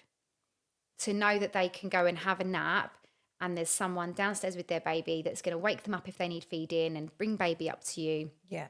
In that time, probably make something to eat, probably put a few washes on, so that when you wake up again, it's like, okay, I feel better. Yeah. Do you want to have a bath? Do you want to go for a walk? Do you want to go and you want to feed in public, but you're actually feeling really nervous about doing that? Let's go do it together. You know, it's about that women supporting women, because back in the day, that's what everyone had. They had a village with family members all around them. Culturally, you got to sit in and rest more because everyone else was bringing food, supporting you. You had you know, the generations above that could really help and give you the advice that you needed. And sadly now in our society, family members are more spread out. Some don't have any anywhere near them. Some don't have those friends that have had babies already. Some are in a completely different country. And so they really don't have anything. And so that's when doulas can so be that person that reassures you, supports you, kind of looks at you through this glass and says, whatever you need, like, I'm there for let's you, do yeah. that. How And special is that you do that for people? it is, and this is why I love my job. And I think the hardest thing I've struggled with in the last year is being a new mum. I can't do that, you know? Yeah, I was going to say. And I've had the most doula inquiries I think I've ever had. Not that it's been a long journey yet, but in this first year of Freddie's life. And of course, like exclusively breastfeeding and being a Velcro mum, like there's no way I could take on a client and really give them my full self, which isn't fair on them. And so I've really had to step back from that.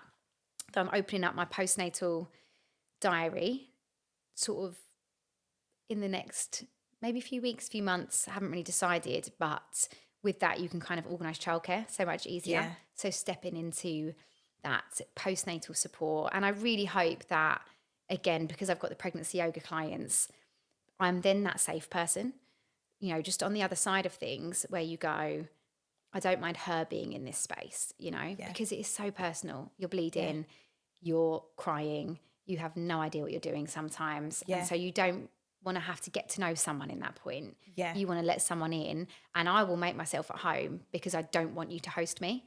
So Yeah. it's like, I'm coming in, I'm putting the kettle on, you're staying where you are. Yeah. And so to have my own clients that already know me like that will hopefully be what they want me for. Yeah. So all choose me if you're my pregnancy yoga clients, please. But it's the 100%. best. So the best. Did you have a doula? I knew that question was coming. I didn't. Not because I don't think they're amazing. It was more as a couple.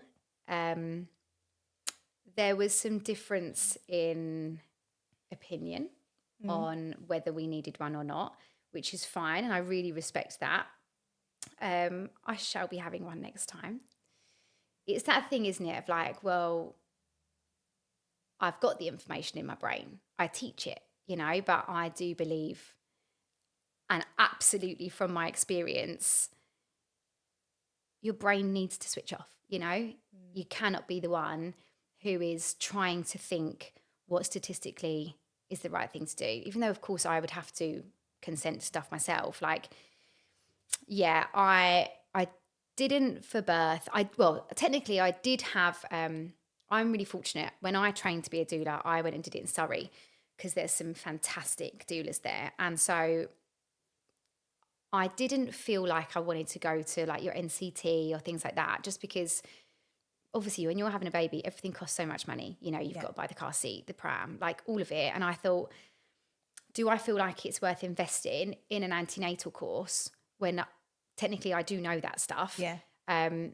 But I do want Sam to know it, and I don't want him to have to learn it from me because we all know it's harder to learn that way. And so we went to Surrey, and my wonderful doula, Laura, she taught us for the day. And actually, I take it back, she let me be the pregnant person. Oh. And it was just the most gorgeous day where I just got to be pregnant and just was the best. But Sam got to learn. Yeah. He got to learn how to support me without me having to say it and stuff like that. And if I could have had her in a heartbeat, but she was in Surrey. So like, I mean, I've done that drive many a time to go and see her for certain things. And it can be 5 hours, you know, if it's the wrong time of day, that's unrealistic. And I was really wed to her. I'm really funny when I have things like services, even like dentists, doctors, like I'm very like, I'll only have that person. Yeah. Like if my dentist went on holiday for a year, I swear I'd be like, I can cope. I know that you shouldn't do that, but I'm just so, and I've had him since I was a baby, like fixated on when I want someone, like that's all I want. And I definitely regret that. I think I should have explored more options in this area and I had her on the end of the phone, especially going 2 weeks over, I had her for all of that support, just as you would have done as a normal doula as well. I just didn't have her for the actual birth. Postnatally, I'm so lucky. My mum moved in for a week, which she does. I've got 2 sisters, and she's done that with all the babies. Has she? That's amazing. It's so nice. And she did all the cooking, all the cleaning. She'd bring Sam and I breakfast in bed. But she also, because I think probably for my brain, because I knew she'd been a childminder, she's had 3 children, she's got grandchildren already. I just trusted her like wholeheartedly. Yeah. And I remember that day we came home from hospital and we'd not slept for days, obviously. And I was so exhausted. And we just got home, and obviously C-section, he kind of started to be sick essentially. It was loads of amniotic fluid was coming out. Like it was obviously all just sat there on him. Yeah. But that felt like sleep deprived, terrified parents. Yeah. And in that moment, it was fine. Turns me over, got it out. It wasn't an issue. Yeah. But it was that moment of, I can't go to sleep. Yeah. I cannot go to sleep. Yeah. But after 10 minutes of sitting in my own bed, I also was like, I actually can't keep my eyes open. Yeah. And I just went into my mum and was like, I cannot keep my eyes open, but you're not allowed to go to sleep. And I just knew she wouldn't go to sleep. Yeah. And she just sat up with him, I think until maybe 4 a.m. And then she came in and was like, I can't keep my eyes open. And I was like, okay, I've had a sleep now. I can do it. But she was just everything. And I definitely think having a baby has made me realise like how much I've taken her for granted. Yeah. Oh, even now she's got Freddie and I can literally text her and be like, I need help. And she's like, right, I'm in the car. Yeah. And it's just like, obviously I'm a mum now. I get it. I get that I would do that in a heartbeat for my baby. But I think having Freddie has definitely highlighted like, how lucky am I? Like, God, so lucky. So lucky. And on Mother's Day, I always feel really bad because now I'm like, well, I'm a mum. I want to have my moment. Yeah. I'm like, but I need to make sure she's got a moment. Like she needs to know. Yeah. Because now she has him overnight for me whenever I need, and I co-sleep. And so she just co-sleeps with him. And I mean, she loves it because he just nuzzles in with her and she gets to go to bed with him and it's nice. But I can tell her, you've got to do it this way, got to do it this way. And she just does it. Even though she's got her own experience, knows what she's doing, has had her own way with all the babies. Like I was crazy where I went back to work early and was exclusively breastfeeding. I obviously had to give him a bottle with my milk in it. But even just giving him a bottle, I was so destroyed. Really? Oh, it broke my heart. But Sam would do a bottle every night before bed because I knew that if we didn't, he wouldn't take a bottle. I mean, he might have done, but whatever. So we'd got into that routine of like, I would pump once a day and he'd have 1 bottle a day just to try and keep that consistency ready for when I went back to work. But he would never take a bottle like a baby. Sometimes it's because of teat flow and all of that stuff. But he would only take a bottle if he was laying sideways and I fed him this way, which didn't bother us because we knew that's how he's fed. Yeah. So that first day that I went to work in the studio, I was like, you can't feed him like a baby. She's like, okay. I was like, you feed him like this, on the pillow, do it like this. And she just was like, no questions asked, just did it. And it was so reassuring because I knew, well, I want to breastfeed. I don't want everyone feeding my baby. I'm only giving him a bottle because I have to, like, I'm going back to work, not because I had to. My husband didn't make me. It was because I was so committed to my clients. Yeah. But I'd said like only my mum is allowed to feed the baby outside of me and you. So it just was so important to me that when I popped in to make cups of tea, if she was feeding him, she was there. Perfect. And he was so diddy. He was like 12, 13 weeks old. Yeah. Like, don't you look at them now and you're like, where is my tiny baby? I know. It goes off. It's true, the saying that they say when you have kids, you don't realise how quick time goes because it does. It's wild. Like, it's wild. I don't know how I'm not going to have 100 babies. Like, Wait till I know. Wait till you have your second. I'm the worst person for Too this. deep. We're like, okay, I'm done. But I just love little babies. Yeah. Like I think the mum part is the easy part. It's having a life with being a mum. Yeah. That is so hard. I'm tired, but I don't feel like, don't get me wrong, obviously we had a chat before about Like, what are you doing with it? I think it's the biggest mum question in the world, isn't it? Like, what do you do with sleep? Yeah. What do you do? So your baby sleeps through. What do you do? And we want to try and find the answer. But I also will die on the hill that like normal infant behaviour isn't discussed a lot, because that doesn't sell products. To Yeah. say, oh, by the way, it is actually biologically normal for your baby to wake up regularly. Well, you can't sell an ebook that fixes that problem, can you? Because it's actually No. not a problem. So, and I think that comes from my doula brain, that I'm exhausted, but I'm also really comfortable with the fact that he's just a baby, and I'm sure he will sleep through at some point. Yeah. I don't feel like there's like this huge thing I need to do, albeit we can talk about, as we did, like routine shifting and stuff. But I don't know why I've gone off on this tangent. Why am I talking about it? I don't know.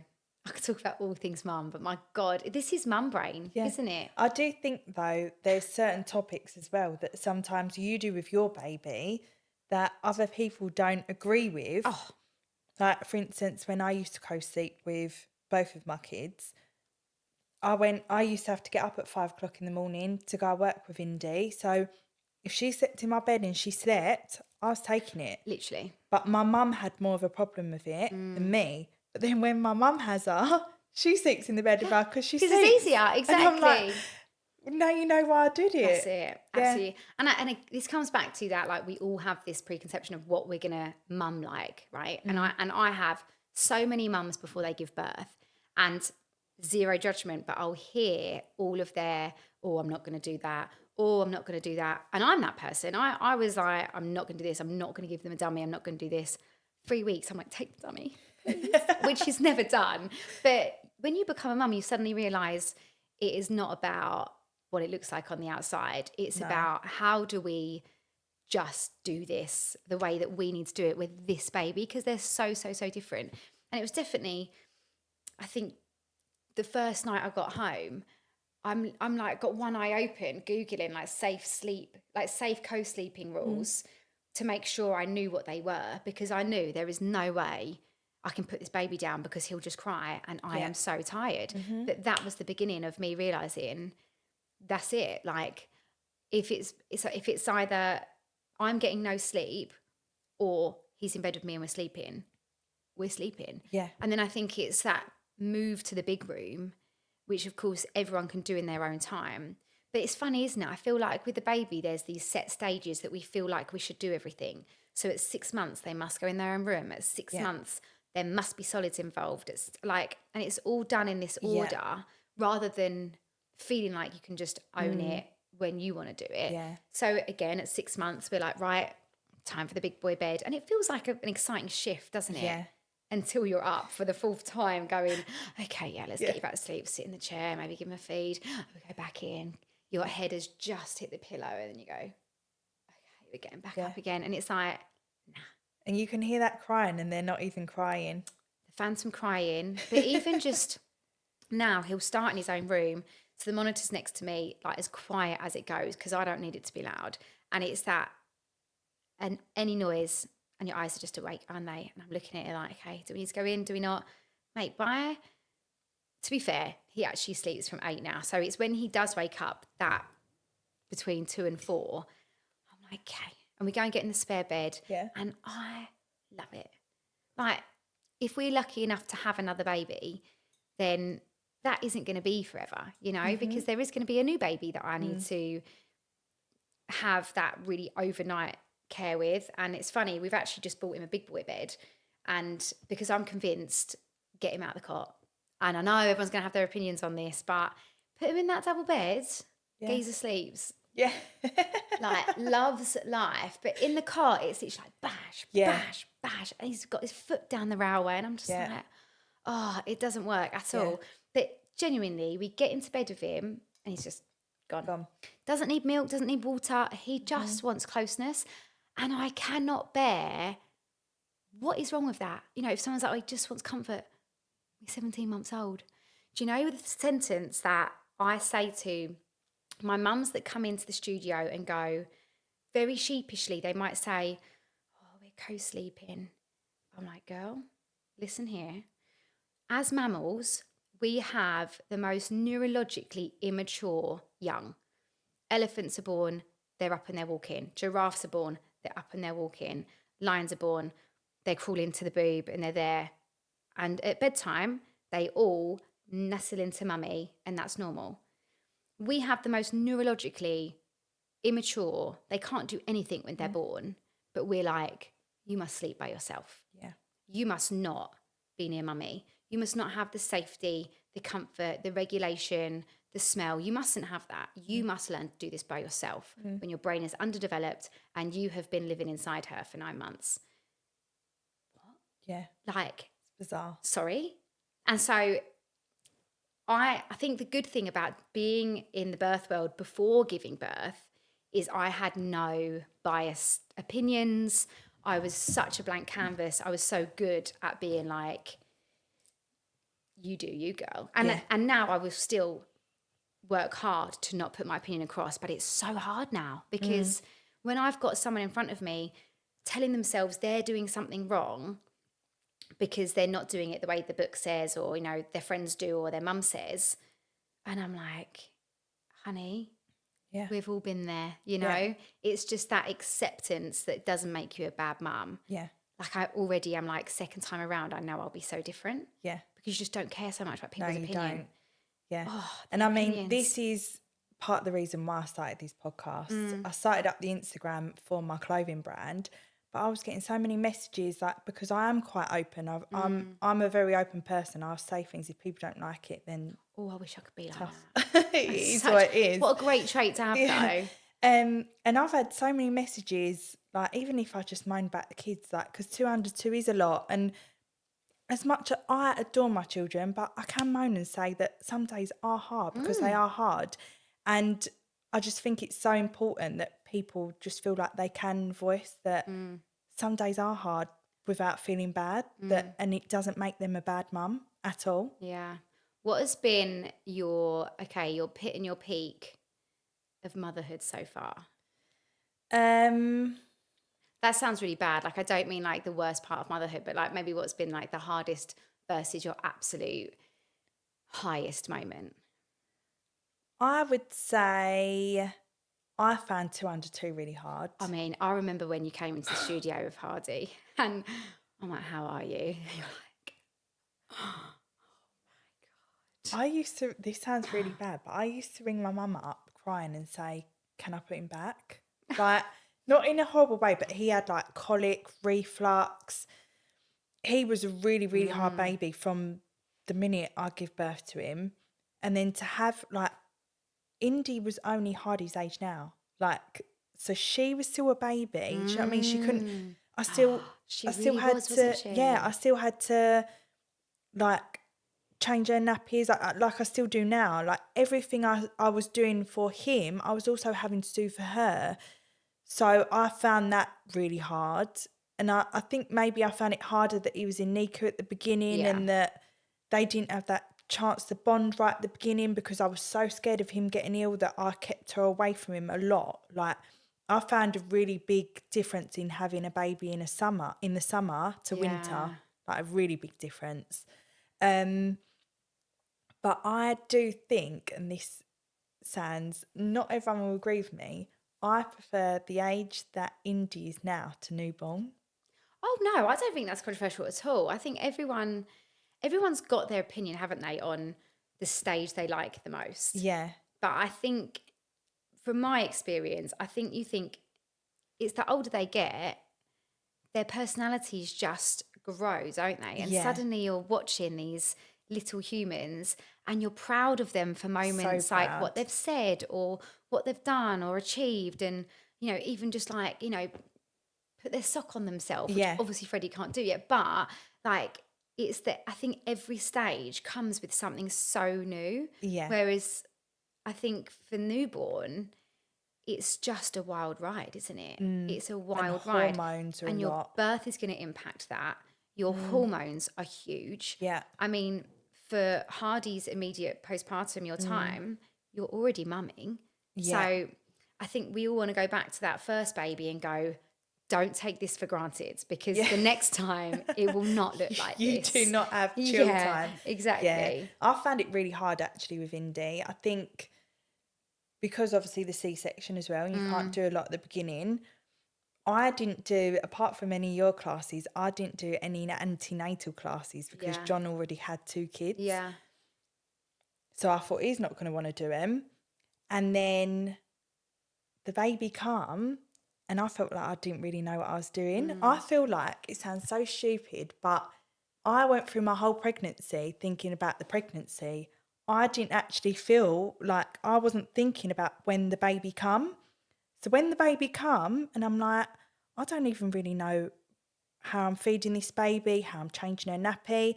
How can I go to Tesco that's 2 minutes up the road without taking a bag? That was my biggest thing for me. And my hormones were like insane. I used to sit there and I used to hold her sobbing, crying. And I was thinking, I would rather go to work and send payments that are millions of pounds, because that's less stress for me than feeling like I'm sitting at home with my baby that I feel like I don't know what to do with her. And even though I did, and John went back, this is like, it makes him sound really bad, but after a week he went, I've got to go back to work. Even though he didn't, he was just trying to push me a bit as if to say, you do know what you're doing and you are capable of this. And then I did get on with it.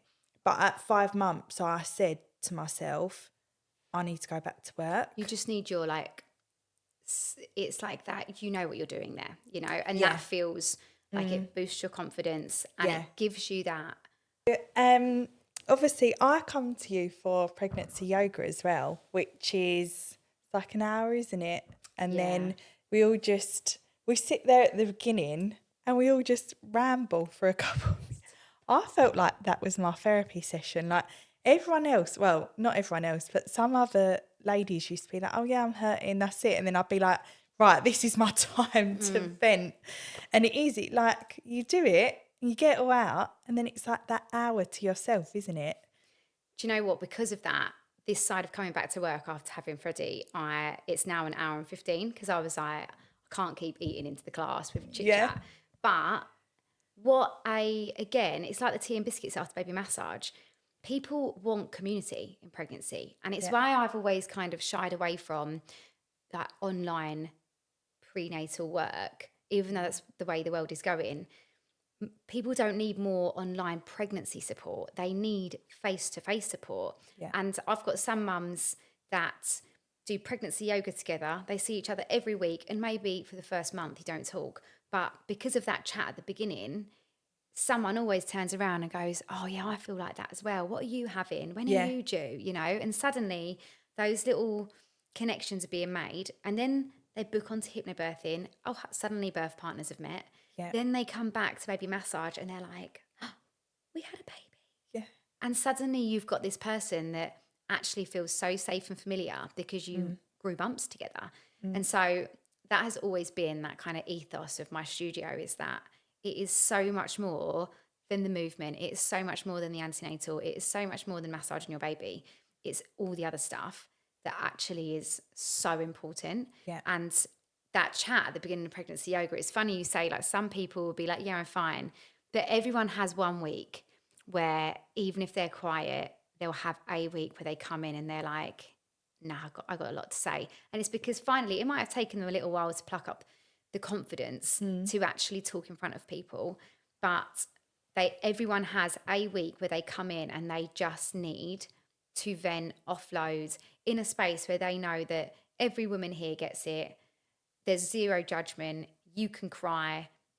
You can slag someone off. It doesn't matter because it is just letting you feel heard. And I think if you're pregnant and you don't have loads of pregnant friends around you, it can feel really isolating as well.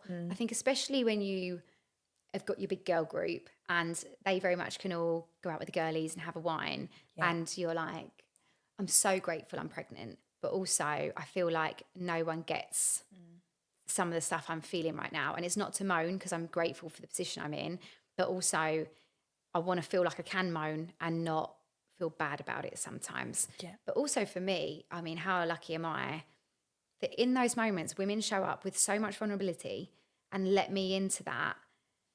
And that's one of the reasons I'm so open in the studio, to let you know I'm a safe space. And if I'm going to let you know all of my shit, not as in I offload, but if I'm going to be open and let you see that I can be vulnerable as well, you can with me. And that chat at the beginning is the best. Yeah. I feel like it's frustrating because I feel like I've got so many mum friends that feeling of professional client versus friend feels also so strong for me. But I've just had a client come back, had her with her first. And I mean, what a joy. When I have mums come back second and third time, Yeah. they come in like they own the place because they're so comfortable. Yeah. They've been there for all of their first pregnancy with their partners and baby massage. So when they come in, they're like, right, drop the stuff, front of the Yeah. studio. How's it all going? Like, what's the gossip? And any of the newer mums are like, whoa, she wasn't here last week. Like, Yeah. what's going She's on? comfortable. But they bring everyone up to that level. Yeah. And so I had one of my old clients came back last week, and they show up and want to know about me, which again is lovely. It's not my time to share. But it's nice when someone's in and like, how was you? How's motherhood? You know, how's Freddie? All of that stuff. And then the other mums that might be more new suddenly go, oh, we talk. We really are allowed to talk here. Yeah. And then they come in with all the stuff. And I end up knowing about most appointments. I'm able to then guide on how to navigate next appointments, not telling them what to do, but certainly helping them know what questions are going to perhaps help them feel more confident in their appointments and things like that. It is just, it feels like a dream. Like, how did I land here? Especially given that my whole life I wanted to be on the stage. And when that career ended, before it even began, like, I really thought my life was over. And I thought, and I think I was 21. Ridiculous, isn't it? But that's all I'd angled for my whole life. It's ridiculous. And now I think if I hadn't injured my knee, I'd probably be a failing performer that hasn't got big jobs and isn't, you know, in all of the amazing West End stuff, because it is such a cutthroat industry. And instead I have, since 2018, supported hundreds and hundreds of women go through the most incredible journey. And I get to bump into them and see their children now, not babies anymore. I get to have them come back. And I mean, where did I go? I went to Kiddos in Brentwood the other day Yeah. with my neighbour, actually, because our children are the same age. And I knew every single mum in there from that Did session, you? but all from like the last, I don't know, 5 years or whatever. Yeah. And so all the children were different ages, and they're coming in, they're like, Phil, I'm like, oh my God. I felt terrible for my neighbour because I didn't talk to her the whole bloody time, Yeah. because I'm just seeing all of my mums. And it just suddenly, there was this moment of like, You did. wow, You like helped there.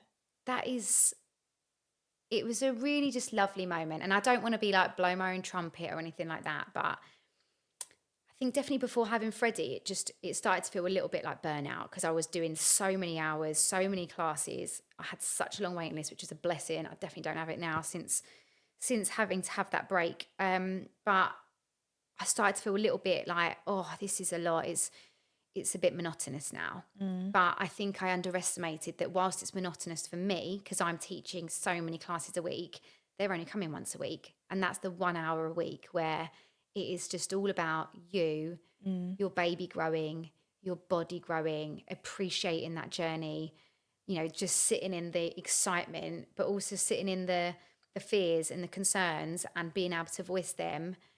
And just like, what an honor my job is. And now I get to sit and do things like this because I've got to support you as well. So yeah, I'm so lucky. It's just trying to find the new groove as a mum, Yeah. to be the helping person, but also be the best version of myself. And I think that was one of the hardest realizations. Went back to work so early, and it was only a matter of months until I went, I can't do this. Like, this is unrealistic, because I was doing admin between like a 3 and a 5 o'clock feed. I wouldn't go to sleep. I'd just get my laptop out, do emails, look at dates, look at all sorts of stuff, because I knew, like, once you wake up, there's no time, there's no brain space for it, is there? Yeah. And that was such a shock to the system. So now I'm in that new journey of trying to navigate being some form of good businesswoman. I think that's my problem. I'm not a good businesswoman. I just want to be a nice person with my mums. The business side isn't so great, but want to be the best version of myself for a mum. And so it's like, yeah, there's a lot to navigate. And somehow you've got to fit the gym in there as well. I mean, give me strength, literally. I mean, I've got the Pilates bed over there, but I still don't get to use it. What I wouldn't give, probably do the same, just sit there, but the intention's there, The right? intention's there, yeah. So do you feel like motherhood has changed you? That's a really tough question, because there's a part of me that just feels like this is where I belong. And I think I felt that for such a long time before having him, which maybe is why my job has come so easily to me once I've stepped into that birth world. I just wholeheartedly believe like this is the best job for me. And that's why I love helping mums on that journey as well. So I guess it hasn't changed me in the respect that I think that it was always in there. Yeah. And I think that every time, and it isn't often, I get a moment with the girls and a bottle of wine, I realise I'm very much the same person. But now I feel like I'm on the other side. Like, you know, in that first year, everything feels so hard. Leaving them, like, hangover isn't worth it. Like, no, thank you. Yeah. I feel like I'm just starting to come into that other side now where you're like, yeah, I am allowed a night out. I am allowed to have a hangover. I am going to employ my mum for the next day because doing that is too hard. Yeah. But I don't know if changed me is the right sentence. Like it's hard to describe, isn't it? I think it's hard to describe. I think at the beginning I felt a ferocious, I am so confident in the way I want to do stuff. And now I struggle more in terms of worrying about judgment and fear of, I think just judgment. And I think that comes from the older they get, the external noise about breastfeeding and co-sleeping. Even though I know why I want to do it and I know the research and I feel confident and blah, blah, blah, it still doesn't stop you being aware of the judgment and stuff like that. And I think that is new for me, worrying so much. But there's the other half of me that couldn't care less because I'm the mum and I get to make that decision. Yeah. So I don't know if changed is the right word, but it's definitely work-wise changed me for sure. Being pregnant, I was like, I will be back to work straight away. I'm going to do all the hours. I'm going to be there for all my mums. I actually was going to have a whole rebranding and kind of make my business so much bigger. And I haven't done any of that because I suddenly realised I'm a mum now. Yeah. And that takes priority. And that is the biggest shift. Before having Freddie, I actually remember crying and being like, I don't know how to not work. Like being self-employed since 2017, I'd had to find my own work, you know, and it was all yoga based, obviously, but I took every job that I could get initially before I had the studio. And it was just work, obviously work on an app as well. And sometimes I'd teach swimming as well because I'm a swimming teacher, many hats, but there was just never not so many hours of work. And particularly in my pregnancy, like I would just work around the clock. And I just thought that would be so easy to go back to. Yeah. And that shift, I think acceptance is the better word, where I finally admitted you can't do both. I mean, some can do both. And I also take my hat off to full-time working mums, because how you can do that and be up in the night and have the mental load of motherhood, cooking, cleaning, you know, ironing, like if you have to do those roles as well, like women are amazing, aren't they? They are. Good grief. To me, after Indy, going to work for me was a break. As some people might not agree with that, but to me, I felt like I needed to feel like myself, and to me that was a break. But once I had Hardy and went back to work, I was like, no, I can't do this. And I said to John, it's too much. Like, getting to the train station, dropping them to nursery, getting them to the train station, paying for the nursery is ridiculous. Yeah. And then I was like, I've just got to accept the fact, because I've always had 2-3 jobs at a time, and I've got to accept the fact that just being a mum is okay. Yeah. Which and being a mum is actually the hardest job. It's such a thing, isn't it? Like that sentence, like, I am a mum. Like that is my job now. And it takes me, I feel like it gets stronger in my bones to say that now. But initially I felt so much guilt that I wasn't achieving everything at the level I used to do it before. And now I'm like, this is my job. And that's why I'm okay if I have to be up in the night, because that's my job, Yeah. is to do that. And I'm raising him and I'm bringing him up. And that's so huge. But so how does that feel for you now, embarking on your new journey, which is different though, right? Like I think, not that I'm speaking for you, but going back into your old job, it was your job that you felt really comfortable in and you knew really well. Yeah. But this is like a new baby, right? Yeah. And I mean, the clothes is something that I always wanted to do before, and I couldn't do it because I had a mortgage on my own. So it's like a little dream of mine that I'm finally getting back. So it's something of mine, and I can fit it in and around the kids, even though, I mean, when you do have your own company, you're working more than what you would if you had a corporate job. But the kids will also grow up seeing me do something that I enjoy. And I also think that now the podcast, it isn't for me. It's not even like a bit of fun. I'm doing this. Well, it is a bit of fun. It's to help other people, because I just think that one person is going to be able to relate to another person's story. And I know when I had a bit of postnatal depression, if I'd maybe heard myself back then maybe I wouldn't have felt as bad.